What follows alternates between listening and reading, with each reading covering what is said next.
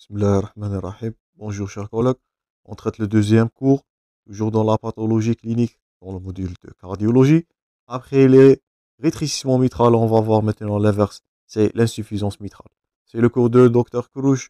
Toujours vous allez trouver tous ces supports dans la description. Abonnez-vous chers collègues si vous n'êtes pas encore. Maximisez vos partages au maximum. Ne laissez pas seulement ces vidéos à votre disposition. Je répète toujours, le but, c'est d'atteindre le maximum nombre des étudiants le plus tôt possible. Donc, premièrement, comme définition, donc une insuffisance mitrale se définit par, notez-vous bien, toujours je vous invite à prendre note, de fur et à mesure qu'on avance dans le cours. Donc, c'est la perte de l'étanchéité des valves mitrales qui va entraîner, notez-vous bien, le reflux du sang du ventricule gauche vers l'oreillette gauche qui va survenir. Faites attention au moment de cette fois-là dans la systole. Donc, le rétrécissement mitral, c'était un souffle qui va survenir au moment de la diastole. Cette fois-là, c'est l'inverse. Donc, c'est une régurgitation qui est due, notez-vous bien, à une perte de l'étanchéité de cette valve. Lorsqu'on dira étanchéité, notez-vous bien, il s'agit ni de muscles, ni de ligaments, ni de structures actives. Donc, l'étanchéité des valves en cardiologie, elle est liée à l'intégrité, comme vous voyez à droite. Donc là, c'est une valve qui est intègre. C'est une valve qui est saine. Donc, grâce à l'hémodynamique et la différence de pression, cette valve-là, elle va faire ce qu'on avait dit dans le support, c'était l'étanchéité. Elle va interrompre le reflux ou bien la régurgitation. Si cette dernière, elle est lésée, donc elle va donner les séquelles et qui sont notre intitulé aujourd'hui, qui est la perte et de cette étanchéité et qui est l'insuffisance mitrale. Donc, cette insuffisance mitrale, c'est une valvulopathie qui est complexe.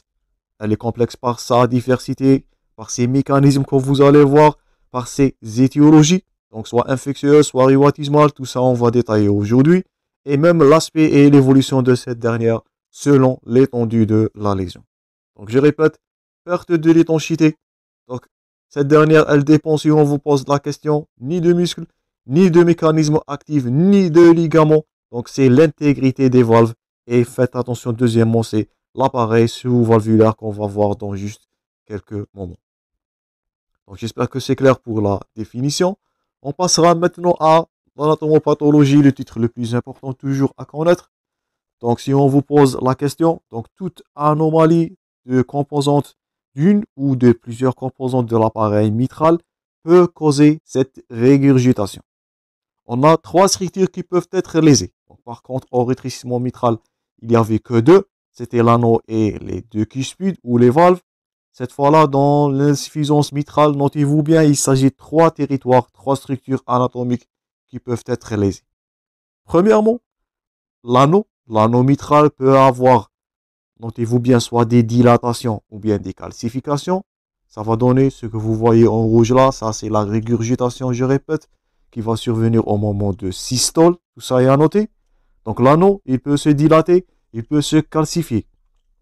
Les deux valves, les deux cuspides, donc mitral, c'est deux cuspides. Donc atteinte peut être dégénérative, premièrement, peut être rhumatismale et peut être infectieuse. Et vous allez voir dans l'endocardite infectieuse, notre prochaine atteinte, notre prochain cours, les atteintes mitrales et aortiques et leur rôle dans les insuffisances. Ce qui a ajouté aujourd'hui dans l'anatomopathologie, dans l'insuffisance mitrale, c'est l'atteinte des appareils sous-valvulaires. Ça, on n'avait vu pas dans le rétrécissement mitral. Donc, troisième structure qui peut être atteinte, qui est la plus importante, c'est l'appareil sous-valvulaire. Elle est composée par deux structures anatomiques. On a premièrement ce que vous voyez, c'est les cordages. Ces derniers peuvent avoir une élongation, des ruptures, un épaississement. D'abord, la rupture, c'est la cause la plus fréquente chez les sujets par vieillissement. Donc, on va voir ça dans la clinique. Et deuxièmement, deuxième structure qui est la plus grave en cas de lésion, c'est le muscle papillaire. Ce dernier peut avoir des ruptures. Vous allez voir ça dans l'infarctus du myocarde. Il peut avoir des fibroses et il peut avoir même un dysfonctionnement. Donc, si on vous pose la question, dans quelle structure peuvent être les lésions en cas d'insuffisance mitrale? Donc, vous allez répondre, donc l'anneau peut se dilater, peut se calcifier. Les deux valves peuvent avoir des lésions, donc soit endocardite infectieuse, soit le rhumatisme articulaire aussi, on peut l'incriminer aussi aujourd'hui dans l'insuffisance, et des atteintes dégénératives. Et vous allez voir ça dans le syndrome de Barlow. Donc, et dernièrement, la structure la plus importante, c'est l'ASV, l'appareil sous-valvulaire. Les cordages peuvent avoir des élongations, la rupture, notez-vous bien la rupture surtout, le muscle papillaire, donc rupture, dysfonctionnement en cas, je répète, en cas d'infarctus du myocarde. Donc j'espère que c'est clair pour l'anatomopathologie. On passera troisièmement à la physiopathologie. Donc l'importance de cette régurgitation, elle dépend de plusieurs facteurs. On avait dit que c'était une pathologie qui est très compliquée. Donc premièrement, la surface de l'orifice qui est en régurgitant. Deuxièmement, les mécanismes de pression. Donc la différence de gradient, ça nous fait rappel au cours précédent entre ventricule et oreillette. Et troisièmement, la durée de systole. Donc, régurgitation dépend de plusieurs structures, donc anatomique, pression, gradient, et troisièmement, durée et temps de systole. On distingue, donc, dans la physiopathologie, deux catégories ou bien deux formes distinctes que vous devez les noter. On note premièrement l'insuffisance mitrale dite aiguë et l'insuffisance mitrale chronique. Donc là, on base sur ces deux critères, vous devez différencier entre ces deux. Donc, surtout les causes de ces derniers. Donc, dans l'insuffisance mitrale aiguë, comme leur nom l'indique, donc il peut s'agir soit des lésions par rupture de pilier. Donc, ça, c'est l'infarctus du myocarde. Première cause. J'espère que vous êtes en train de noter. Deuxième cause pour une insuffisance mitrale aiguë, c'est une mutilation qui est due par une endocardite infectieuse. On va voir ça. Donc, les lésions des valves.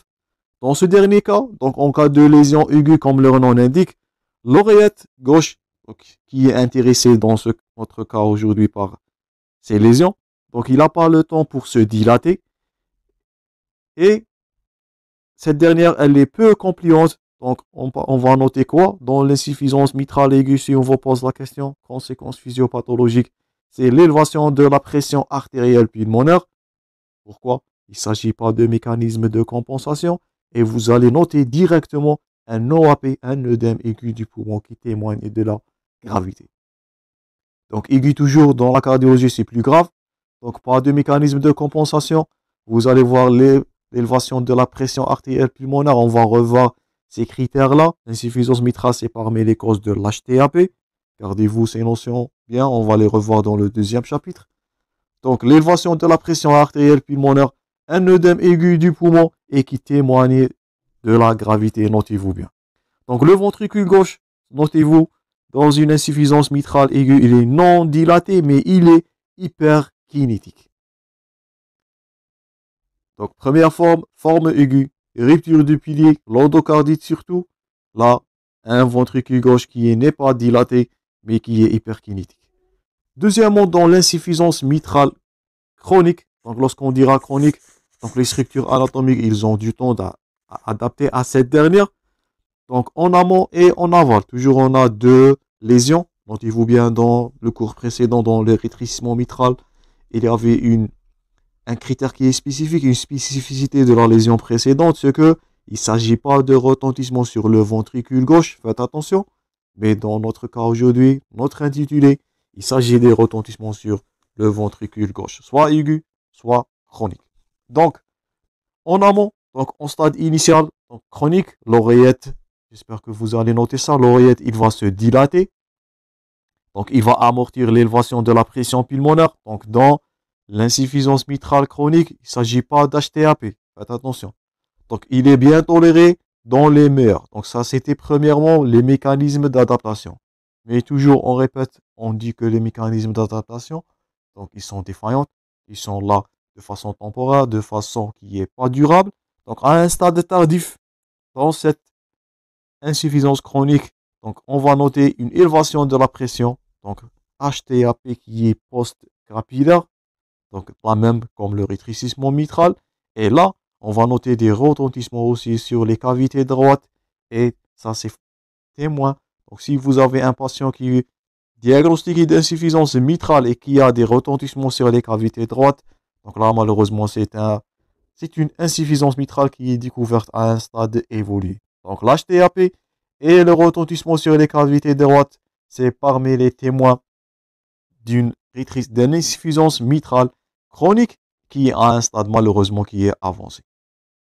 Deuxièmement, en aval, donc pour maintenir le débit cardiaque, donc toujours le but toujours en cardiologie pour le ventricule, c'est d'assurer, ça c'est à noter, un débit cardiaque qui est adéquat donc, et qui est suffisant pour garantir le métabolisme de tout le corps. Donc la priorité toujours dans le mécanisme de compensation, c'est garder un débit cardiaque et surtout le VES, donc le volume d'éjection systolique et la fraction d'éjection systolique. Ça, ce sont les notions ou bien ce sont des chiffres physiologiques qui doivent être gardés, donc qui doivent être compensés dans ces mécanismes de compensation.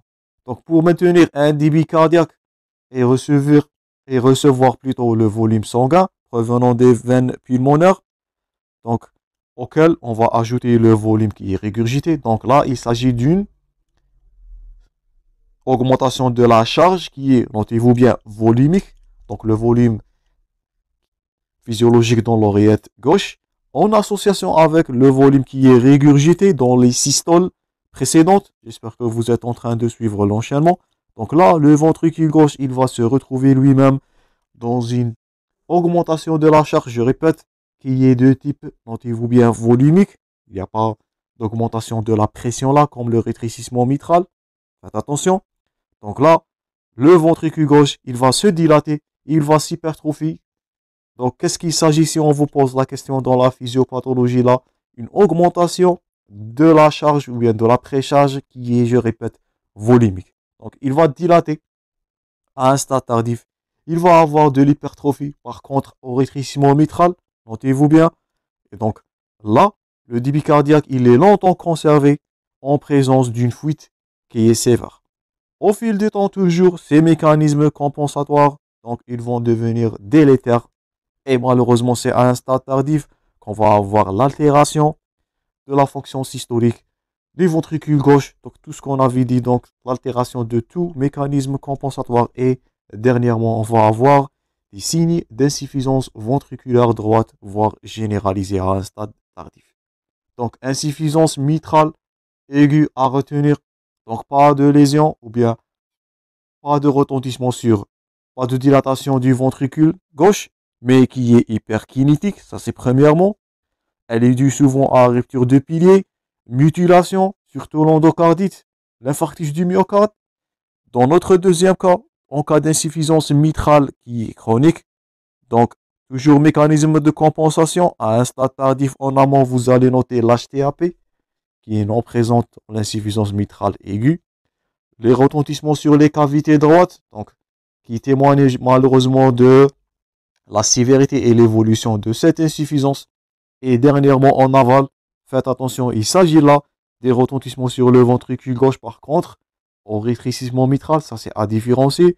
Donc vous allez noter dilatation, hypertrophie et malheureusement les mécanismes compensatoires, malheureusement là, ils vont être défaillants et vous allez noter l'altération de la fonction systolique, l'altération du débit cardiaque et vous allez noter à un stade tardif un retentissement et signe d'insuffisance ventriculaire droite et qui témoigne malheureusement de la sévérité et l'évolution de cette lésion. Donc on arrêtera là. Dans l'anatomopathologie et la physiopathologie, les deux titres les plus importants. J'espère que vous allez noter tous les points forts concernant tout ce qu'on est en train de dire. On va continuer ce cours, on va voir prochainement les étiologies, la partie clinique, les examens paracliniques à prescrire et bien sûr l'évolution et le traitement de ces insuffisances. Toujours maximum de partage, chers collègues. Toujours bon courage dans vos préparations. Merci pour votre attention et à la suite.